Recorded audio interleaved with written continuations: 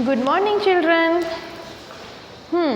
तो welcome to the class and welcome this Monday. आपको पता है जो लोग मंडे को पसंद नहीं करते वो बड़े लेज़ी होते हैं, और मंडे जिनको अच्छा लगता है ना, इसका मतलब ये है कि वो बड़े इंटरेस्ट के साथ पढ़ रहे हैं और इंटरेस्ट के साथ ही काम कर रहे हैं।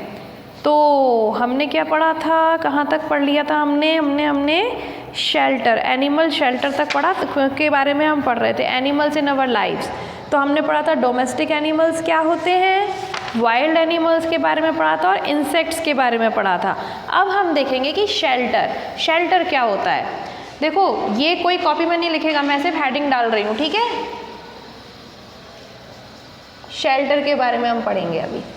शेल्टर किसे कहते हैं? कोई भी जगह जहाँ हम रहते हैं, क्यों रहते हैं, तो ये समझो कि कोई भी ऐसी जगह जहाँ हम रहते हैं जिससे कि हम सर्दी, गर्मी, बारिश और ऐसी चीज़ों से बच सके जो हमें नुकसान पहुँचा सकते हैं। हमारा जो घर होता है वो भी हमारा शेल्टर ही कहलाएगा, क्योंकि हमारा घर हमें सर्दी, गर्मी, बारिश, धूप, ठंडी ठंडी हवाओं से बचाता है। इसके अलावा चोर वोर से भी बचाता है, चोरों से, डाकुओं से बचाता है, क्योंकि कोई आके हमारा मर्डर ना कर दे, या हमारे घर में कुछ भी जो कीमती सामान रखा होता है, हमारे घर में इतने अच्छे अच्छे महंगी चीज़ें होती हैं, हमारी ड्रेसेस होती हैं, हमारे पास पैसे भी होते हैं, हमारे साथ पास घर में इतना सारा सामान भी होता है, वो कोई चुरा के ना ले जाए।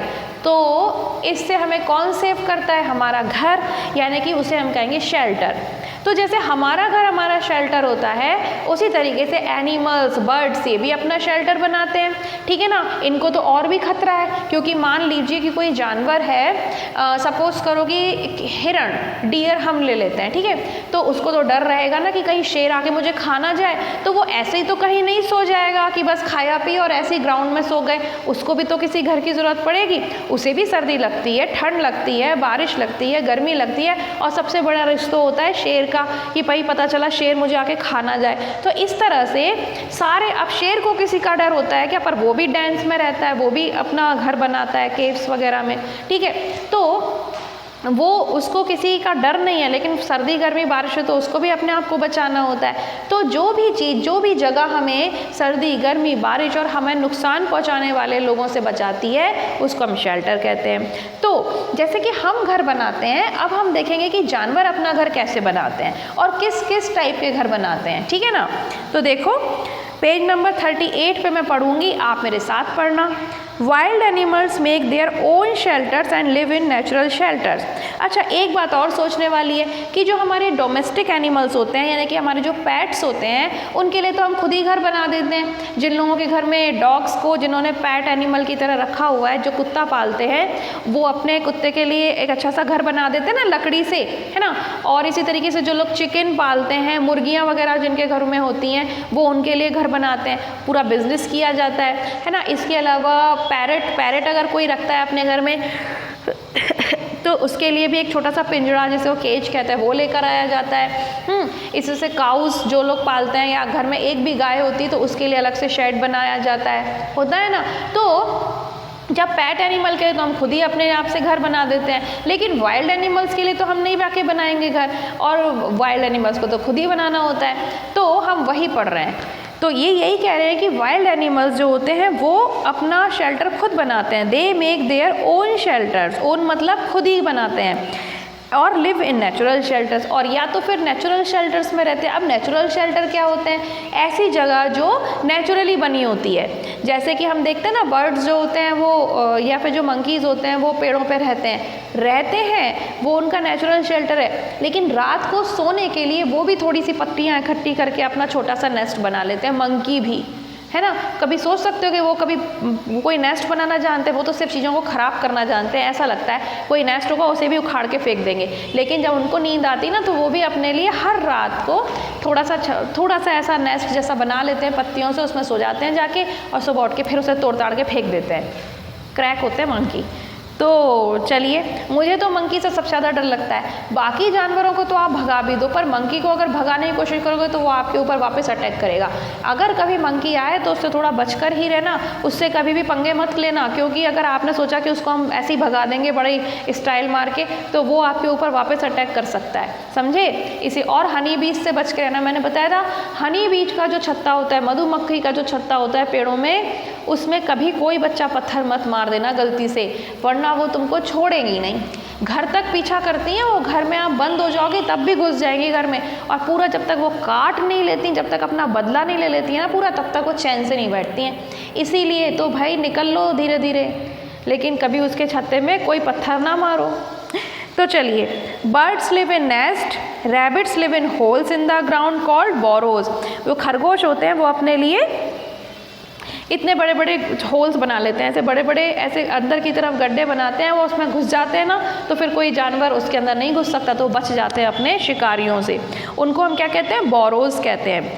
Lions live in dense, squirrel live on trees, owls live in holes in tree Trunks. अब जो उल्लू होते हैं, आउल्स होते हैं, वो क्या करते हैं, ट्री का जो ट्रंक होता है, अपन ने पढ़ा था, जो बड़े बड़े ट्री के स्टेम जो होते हैं, अब स्टेम पतले भी होते हैं, लेकिन जो बहुत बड़े बड़े पेड़ होते हैं उनके स्टेम भी तो बड़े बड़े होते हैं, उनको हम ट्रंक कहते हैं, ठीक है। तो stem of big trees, big stems, they are known as trunks. तो उनके अंदर होल्स बना के रहती हैं ये आउल जो होते हैं, वो उसमें रहते हैं। बीज लिव इन बी हाइव्स। अब जो मक्खियाँ होती हैं, अलग अलग टाइप की बीज होती हैं, उनके घर को क्या कहते हैं? Bee hive.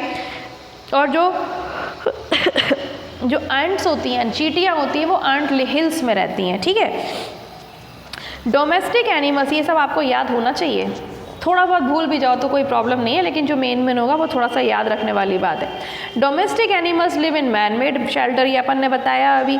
जैसे कि डॉग का जो घर बनाते हैं लोग, उसको हम क्या कहते हैं? कैनल कहते हैं। और जहाँ गाय को हम बांधते हैं उसको हम शेड कहते हैं। और जो चिकन जो होता है उसमें, उसको जहाँ पे बहुत सारी मुर्गियाँ रखी जाती हैं, कभी देखा है आपने? बड़ी बदबू आती है, तो उसको हम चिकन कूप कहते हैं, ठीक है। और शीप एंड गोट्स जो होती हैं, उनको जहाँ पे रखा जाता है उनको हम पेन्स कहते हैं। हॉर्स के जहाँ पर रहने की जगह होती है उसको स्टेबल कहते हैं।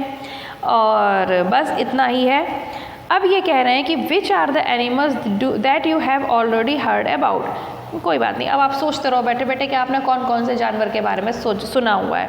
बहुत सारे हैं, कुत्ता, बिल्ली, गाय, भैंस, बकरी, शेर, हिरण, हाथी, चूहा और पता नहीं कौन कौन से। आप ऐसे लिस्ट बनाओगे तो कम से कम 25-30 की तो बनी जाएगी। फूड हैबिट्स, अब हम 39 पेज पे हैं और हम पढ़ रहे हैं कि जानवरों की फूड हैबिट्स क्या होती हैं, ये इम्पॉर्टेंट है। Different animals eat different types of food. जैसे हमें अलग अलग तरीके का खाना पसंद होता है, वैसे ही जानवरों को भी अलग अलग खाना पसंद होता है। आप गाय को रोटी डालते हो, बड़े आराम से खा लेती है, लेकिन कुत्ता रोटी वोटी इतने आराम से नहीं खाता, उसे तो बिस्किट चाहिए। और आपको पता है कुत्ते को बहुत मीठा नहीं खिलाया जाता है, मैंने ऐसा सुन रखा है। मैंने कभी कुत्ता पाला नहीं है, आई डोंट लाइक पैट्स, क्योंकि मुझे ऐसा लगता है कि किसी भी जानवर को पालने से उसकी फ्रीडम ख़त्म हो जाती है। और मुझे ऐसा भी लगता है कि हम अगर किसी डॉग को ले आते हैं, उसको हम कितने भी प्यार से पालें, बट फिर भी अब उसको अपने घर की, अपने मम्मी पापा की और अपने जैसे डॉग्स के साथ में रहने की याद तो आती होगी। अगर कोई हमारे साथ ऐसा करे कि हमें यहाँ से उठा के लेके चला जाए और बहुत सारे पैसे दे के हमें एक घर में बंद कर दे कि भाई तुम यहाँ रहो, तुम मेरे को बहुत सारे पैसे देंगे, तुम्हें शॉपिंग भी कराएंगे, सब कराएंगे, पर क्या हमें वहाँ अच्छा लगेगा? और या तो फिर हमें कोई उठा के लेके जाए और जंगल में छोड़ दे कि भाई तुम्हें ना यहाँ पर वो शेर के साथ रहना है। अब भले शेर मुझे ना मारे, मुझे प्यार भी करे, दोस्ती भी कर ले मुझसे, तो फिर मेरा मन कैसे लेगा? वो तब तो शेर है, अब वो क्या कर रहे हैं, बस वो मांस खाते रहेंगे, बैठे बैठे घूमते रहेंगे, मैं किससे बात करूँगी? तो मुझे ऐसा ही लगता है कि हम किसी को पेट एनिमल ले तो आते हैं, हमें जब मन करता है हम उसके साथ खेल भी लेते हैं, लेकिन क्या उसे कैसा लगता होगा? क्या उसे याद नहीं आती होगी, या उसे अपने ही जैसे डॉग्स के साथ खेलने में ज़्यादा मज़ा नहीं आएगा? तो मुझे ऐसा लगता है कि हमें ऐसे किसी की फ्रीडम को नहीं छीनना चाहिए। That is why I don't like pets. लेकिन कुछ लोग पैट्स पालते हैं तो ये कोई प्रॉब्लम नहीं है, वो उनकी मर्ज़ी। तो जो हम कह रहे थे वो ये कह रहे थे कि जैसे हमें अलग अलग खाना पसंद होता है वैसे ही एनिमल्स को भी अलग अलग खाना पसंद होता है। अब ध्यान से सुनने वाली बात ये है कि कुछ एनिमल्स ऐसे होते हैं जो सिर्फ प्लांट्स खाते हैं, पत्तियाँ खाते हैं, कभी घास खाते हैं या फिर रोटी खाते हैं सिर्फ, या घास वगैरह। जैसे तो काऊ हुई, काऊ हमेशा घास खाती है या तो फिर अपन रोटी डालते तो वो खाती है। इसी तरीके से डियर है ना, खरगोश, ये सारे के सारे कुछ कुछ जानवर ऐसे हैं जो सिर्फ प्लांट्स ही खाते हैं। तो या फिर प्लांट से मिलने वाली चीज़ें खाते हैं, जैसे कि काऊ वो रोटी खाती है, लेकिन रोटी किससे बनती है? गेहूँ से। गेहूँ कहाँ मिलता है? प्लांट्स पर। ऐसे जो जानवर होते हैं उनको हम क्या कहते हैं? हर्बीवोर्स कहते हैं। ठीक है, हर्बीवोरस एनिमल्स। तो एक ये टर्म आती है हर्बीवोरस। ठीक है, HERBIVOROUS, हर्बीवोरस एनिमल्स। ठीक है, दूसरी आती है कार्निवोरस, VOROUS। ये वो जानवर होते हैं जो मांस खाते हैं, मीट खाते हैं, जैसे कि शेर, चीता, लेपर्ड, ये सारे के सारे क्या होते हैं? अपने से छोटे जानवर को खाते हैं और ह्यूमन बीइंग को भी खा जाते हैं। ठीक है ना, ये भी हमें पता है। तो ऐसे जो मांस खाते हैं, मीट खाते हैं, उनको हम क्या कहते हैं? कार्निवोरस कहते हैं। और तीसरे होते हैं ओमनीवोरस, OMNIVOROUS। ये ऐसे जानवर होते हैं जो प्लांट्स को भी खाते हैं और प्लांट्स की बनी चीज़ों को भी खाते हैं और जानवरों को भी खाते हैं, मतलब मांस भी खाते हैं। तो ये जो है वो इन दोनों की, प्लांट्स को भी और मांस को भी, दोनों को खाते हैं।